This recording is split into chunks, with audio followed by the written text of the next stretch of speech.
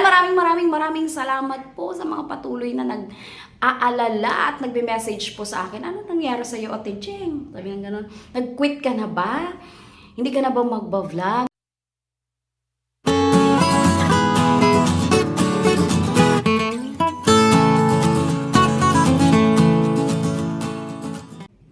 Hi guys! Welcome back sa aming channel ang KKK by Jeng and Dotep. And of course, it's me, your Ate Jeng. Ayan! Ilang weeks na nga ba kaming hindi nagpaparamdam sa aming channel na to?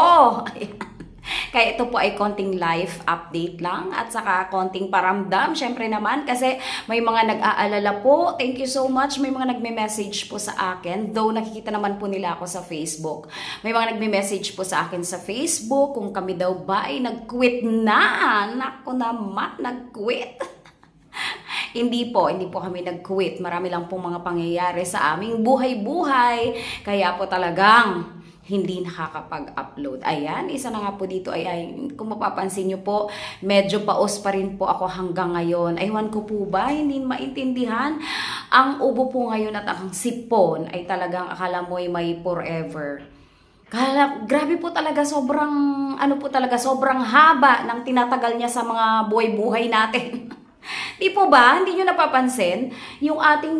Yung variant ng ubo ngayon, ibang klase, hindi siya katulad nung dati. Nagkaubo po kasi ako after ng New Year na. Sobrang lamig po kasi ng panahon, tapos mainit sa araw. Yun po siguro, tapos yung sobrang sunod-sunod po na pagod, kasi po sobrang sunod-sunod din po yung mga occasions natin. Nagkasama-sama na po siguro at grumabi po talaga yung aking ubo na para talaga akong aso na talagang matindi po talaga. And ang sore throat po, yung sakit na lalamunan, pamamaos ay grabe po talaga. Tapos syempre nagsunod-sunod na po yung iba pang activities kasi nag-start naman na po yung aming school year na bago, academic year I mean. Bagong semester sa academic year 2025 to 2026. Bagong SEM na ulit. Second semester na po ng aming mga klase. Kaya po talagang nag-start na rin po talaga ang, alam nyo na, relate po ang mga busy teachers sa mundong ibabaw. Ayan, napakadami po kasi talagang aayusin sa start po ng bagong semester. Ano po ba yung mga yon? Mga syllabus, mga TOS or yung table of specifications. Gumagawa na rin po kami ng mga exams. Siyempre po, gagawa ka ng another sets ng quizzes, ganon. And then, ayusin mo po yung mga names ng mga students mo. Para nga po pala sa kaalaman ng iba, ang aking pong klase ay 8 sections. 8 sections po yan, hindi po katulad ng high school and elementary na talagang halimbawa may isang section lang sila tapos mag-handle sila ng ibang subjects. Sa amin po kasi pag nasa tertiary level po tayo, ang ating mga klase ay ganun po. Yun po yung mga karaniwan, iba-iba po. So, 8 sections. 8 sections po. Marami kang ayusin po sa 8 sections na yon. Siyempre, inaayos natin yung kanilang mga pangalan. Gumagawa po kasi kami ng kanya-kanyang diskarte. Ako po kasi, may mga diskarte po ako sa klase ko na may kanya-kanya po silang notebook. Yung aking per class, halimbawa section 3A, 3B, 3C, may kanya-kanya po akong doon, notebook per class. Tapos, doon ko po nilalagay yung list ng names nila. Tapos, bawat pages po ilalagay ko yung bawat isang pangalan ng students ko na ang pinaka-minimum po namin ay 40 students per class.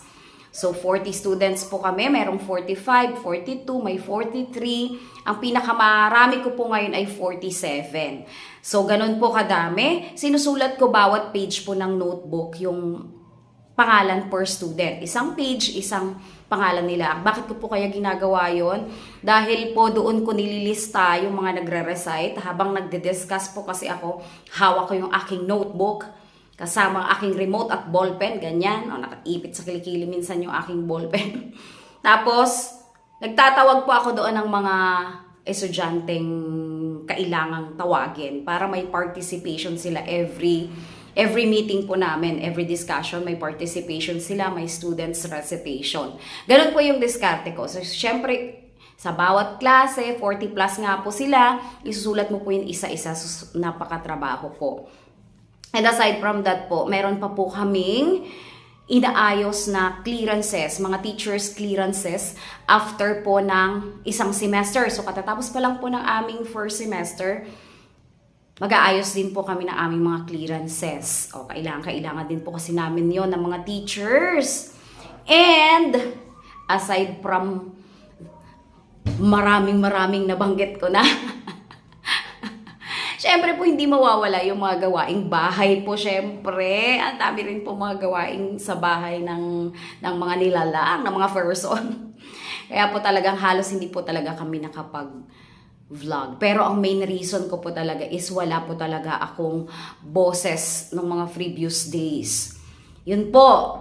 And another one, para akong nagtuturo, para akong nagle-lecture. Another one po is yung aking syempre walang katapusang masteral. Pero malapit na po. Sana, praying, and talagang anong-ano na talaga. Kasi talagang sobrang laking time ang kailangan po nating i-spend doon sa ating pag-aaral ulit.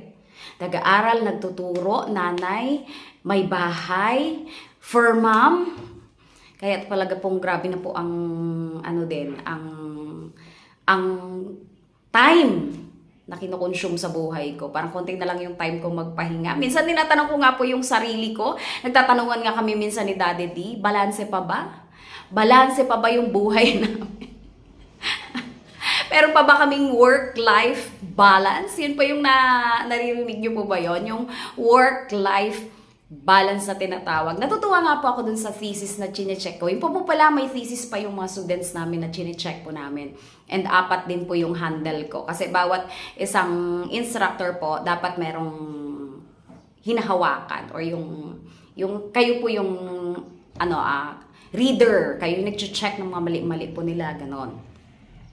Ayun, ang hawak ko rin po kasi ay 4, kaya medyo madami din. Natutuwa naman ako doon. Meron nga doon isang group na talagang ang kanilang ay yung work-life balance. Minsan napapatanong ako, nababasa ko kasi yung kanilang yung kanilang thesis, yung kanilang study. Iniisip ko nga rin, balanse pa ba kami ni Daddy D? Balanse pa ba yung work-life balance namin? Especially po ako na talagang sobrang daming kong pinagagawa sa buhay. Minsan naiisip ko na parang hindi na, pero pag inassess mo naman din lahat, kaya pa naman. O, diba? Kaya pa naman. At saka yung masteral ko naman ay hindi naman po yan pang matagalan. Since last na nga po ito, thesis 2 na po ako, nasa last stage na po ako ng aking master's degree.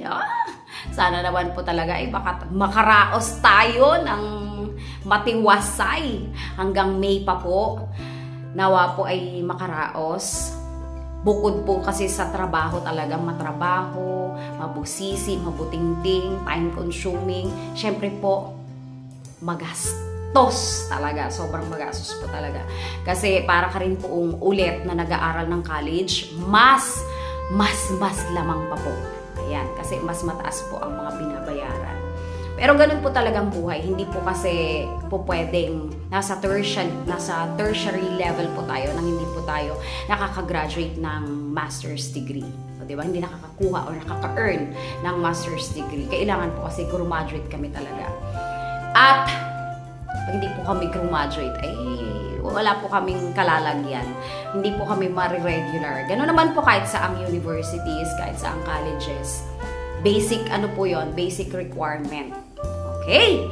Ayan po, meron po kaming isang vlog. Meron po akong isang vlog na tungkol doon sa pag-ano po natin. Pagdating po nila Team Payaman sa bahay. Nagkatuwaan lang po kami kasi kaso pauwi na po sila noon, yung vlog ko na yon. Pakiantay-antay na lang po kasi syempre alangan namang unahin ko pa yung pauwi kesa naman doon sa pumunta at yung mga activities niya na hindi pa po na-upload ng Team Harabas kasi at ng Team Payaman, same po sila. Syempre, unahin po yon. Baka matagal pa po yung sa akin, baka February pa po yon. And ano pa po ba yung dapat ninyong abangan? This weekend po ay kami ni Otep ay luluwas ulit. Kasama po namin si sister ko, si Ditche at saka si Gwyneth. Kasi po pareha silang ni Kuya Otep na mayroong mga awards na tatanggapin sa Metro Manila. Luluwas po kami this weekend. At kung halimbawa man po ay magkaroon ako ng time, baka sakaling mai-upload ko po yung ibang activities namin doon sa Metro Manila. Ayan, thank you so much po. Yan lang po ang life update sa amin. Si Daddy din naman po ay nakikita nyo naman sa Team Harabas, doing well. And ganun pa rin po, nagtatrabaho pa rin sila everyday. Minsan may pahinga, minsan dire-diretso po. Ayan, maraming salamat po sa mga patuloy na nag-aalala at nagbe-message po sa akin. Ano nangyari sa'yo, Ate Jeng? Sabi nga ganun, nag-quit ka na ba? Hindi ka na ba magbablog? Magbablog pa po. Kaya lang talagang gustuhin ko man ay mahirap naman pong pilitin kung wala naman po akong maibigay talagang time. Ayan, thank you so much po sa inyong pag-aalala at paghihintay. Maraming salamat po. God bless.